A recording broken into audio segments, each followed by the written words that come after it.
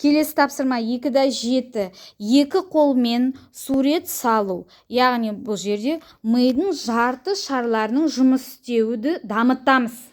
Түсінікті ма балалар? Екі қолмен. Так, дайындал. Бастаймыз. Екі қолмен бірдей.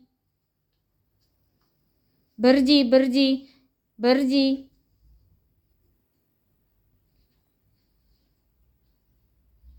Екі қолмен бірдей.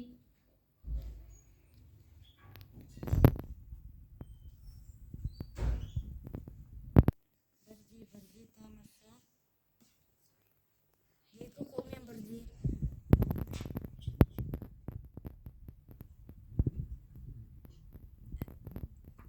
Екі қолмен бірдей барыңдар.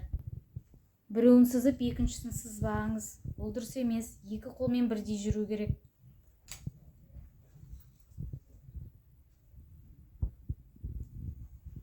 Төменге түсесің, Сабытай.